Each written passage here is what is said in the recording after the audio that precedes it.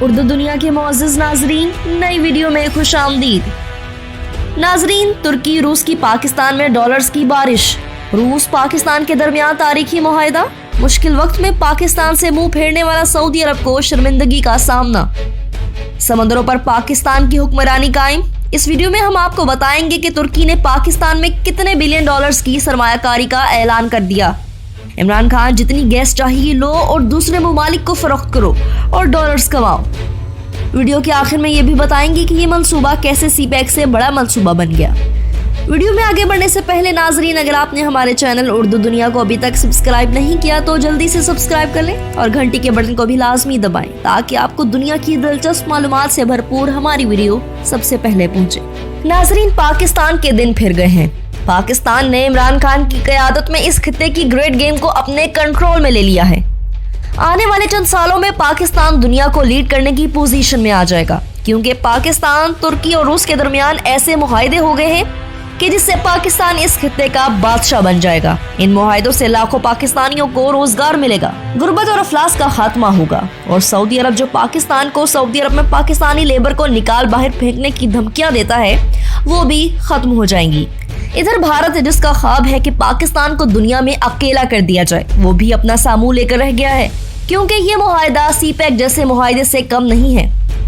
آپ کو بتاتے جائیں کہ سی پیک میں سارا کنٹرول چین کے پاس ہے، یہاں تک کہ لیبر بھی چین کی استعمال ہو رہی ہے، لیکن یہاں پر حالات و واقعات کچھ مختلف ہیں۔ اس معاہدے کے تحت سارا کنٹرول پاکستان کے پاس ہوگا۔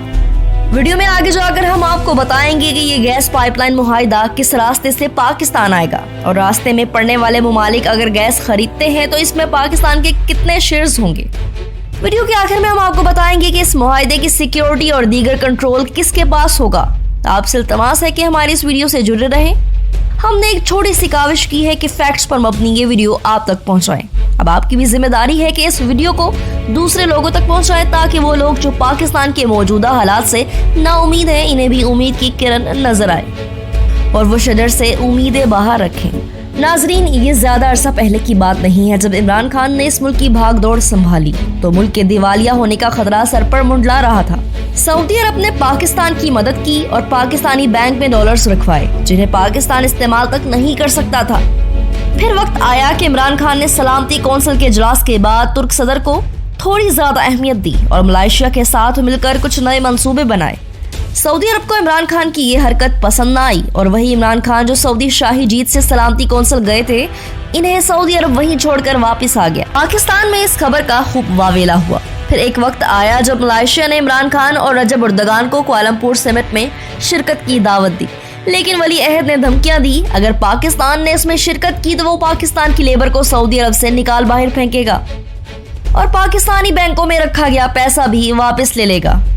پاکستان نے سمٹ میں شرکت نہ کی اور سعودی عرب کی بات مان لی، کیونکہ معاملہ ان لوگوں کا تھا جو سعودی عرب میں محنت مزدوری کر کے پاکستان سرمایہ بھیجتے تھے، جس سے کئی خاندانوں کا گزارا ہوتا تھا۔ ویسے تو ہم پاکستانی بہت بھلکڑ ہوتے ہیں اور باتیں بہت جلدی بھول جاتے ہیں، لیکن سعودی عرب کی یہ دھمکی کبھی بھی نہیں بھولتے۔ ناظرین، اب حالات تھوڑے مختلف ہو رہے ہیں۔ حالات نے اچانک ایسی کروٹ بدلی ہے کہ سعودی عرب کو اپنے کیے پر شرمندگی کا سامنا کرنا پڑ رہا ہے۔ اب ساری گیم پاکستان کے ہاتھ میں آ گئی، کنٹرول سارے کا سارا پاکستان کے پاس آ گیا۔ خطے میں بادشاہی کا دور پاکستان کا شروع ہو گیا ہے، کیونکہ ترکی بھی پاکستان میں سرمایہ کاری کر رہا ہے اور اس نے بھی پاکستان کے ساتھ گیس پائپ لائن تجارتی منصوبے کے تحت بہت بڑی سرمایہ کاری کا آغاز کر دیا ہے۔ پہلے آپ کو ترکی کی سرمایہ کاری کے بارے میں بتائیں گے تو ناظرین، ترک سرمایہ کاروں نے پاکستان میں فیکٹریاں لگانے کی خواہش ظاہر کر دی۔ ڈیلی ڈان کے مطابق اسلام آباد chamber of commerce and industry کی طرف سے جاری ایک پریس ریلیز میں پاکستانیوں کو یہ خوشخبری سنائی گئی ہے کہ پاکستان میں تعمیراتی شعبے کی ضروریات کو پورا کرنے کے لیے ترک سرمایہ کار پاکستان میں فیکٹریاں لگانا چاہتے ہیں۔ پاکستان کے دورے پر آئے ترک سرمایہ کاروں کے وفد نے اسلام آباد چیمبر کے صدر سردار یاسر الیاس خان کے ساتھ ملاقات میں کہا کہ پاکستان میں ریئل اسٹیٹ اور تعمیراتی شعبے میں سرمایہ کاری کے وسیع مواقع موجود ہیں۔ وفد کے سربراہ اور ترکی کے ایڈیو گروپ کے صدر مصطفیٰ ایس ایکی کا کہنا تھا کہ پاکستان کی کنسٹرکشن انڈسٹری میں موجود مواقع کو دیکھتے ہوئے ہم یہاں انڈسٹریل یونٹس لگانا چاہتے ہیں۔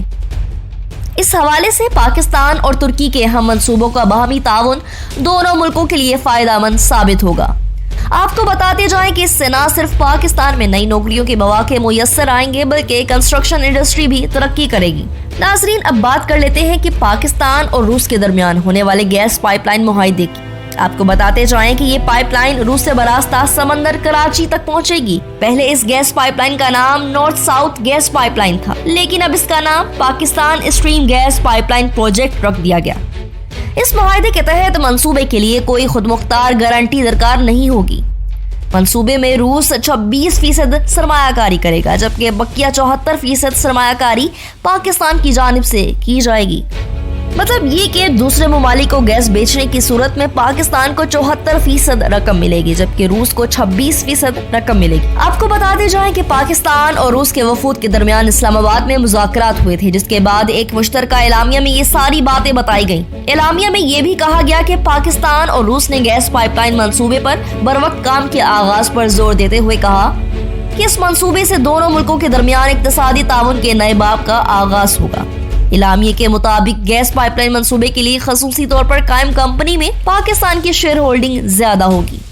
3 روزہ مذاکرات میں روسی وزارت توانائی کے نمائندوں اور روسی سفیر اور کمپنیوں نے شرکت کی، جبکہ پاکستان کی نمائندگی پیٹرولیم ڈویژن، وزارت خارجہ، وزارت قانون و انصاف اور انٹرسٹیٹ گیس سسٹمز کے نمائندوں نے کی۔ ناظرین، یہ گیس پائپ لائن روس سے سمندر کے راستے آئے گی اور اس میں پاکستان پہنچے گی۔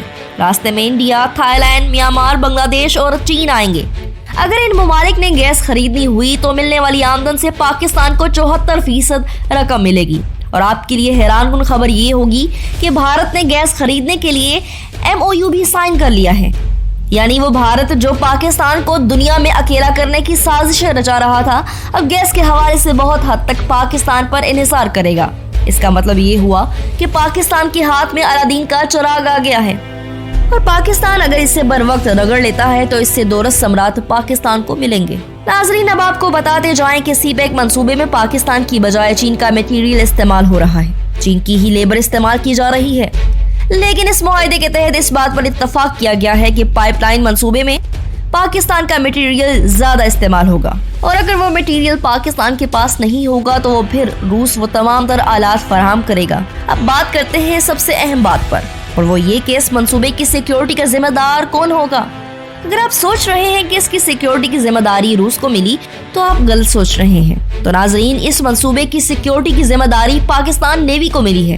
مطلب آپ یوں سمجھیے کہ اس منصوبے کا سارا کنٹرول پاکستان کے پاس ہوگا۔